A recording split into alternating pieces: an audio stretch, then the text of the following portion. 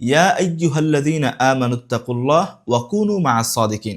আল্লাহ তাআলা এই আয়াতের শুরুতে প্রথমত মুমিনদেরকে আল্লাহর ভয় অর্জন করার তালিম দিয়েছেন, যে তোমরা আল্লাহকে ভয় করো, ইত্তাকিল্লাহ, আল্লাহর ভয় অর্জন করো, ওয়া কুনু মা'আস সাদিকিন, এবং তোমরা সত্যবাদী, সৎ, নেককার বান্দাদের সাথী হও।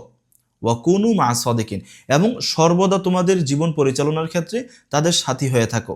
কেন? প্রথমত তোমরা যেন আল্লাহর ভয় তোমাদের অন্তরে কায়েম এবং দায়েম রাখতে পারো। কারণ আপনি সহজ কথাই যদি দুনিয়ার নিয়মের মারপ্যাচের কথা বলেন, আপনি একটা দুশ্চরিত্র মানুষ বা এমন মানুষ যার মধ্যে আল্লাহর ভয় নেই, যার মধ্যে ইসলাম চর্চা নেই, যার মধ্যে মনুষ্যত্ব নেই, বা এমন মানুষ যে মানুষ কোনটা হালাল কোনটা হারাম, কোনটা ভালো কোনটা খারাপ এরকম বিচার না করে তাদের সাথে যদি আপনি চলেন, দেখবেন একটা পর্যায়ে আপনিও অগোছালো হয়ে গেছেন। আপনি ভালোটা গ্রহণ করবেন না খারাপটা গ্রহণ করবেন, এরকমটা আপনার মধ্যে দিলে আসে না। আপনিও অন্যান্য মানুষের মতো আপনি চলতেছেন, কোনটা হালাল কোনটা হারাম এগুলোর তোয়াক্কা করবেন না।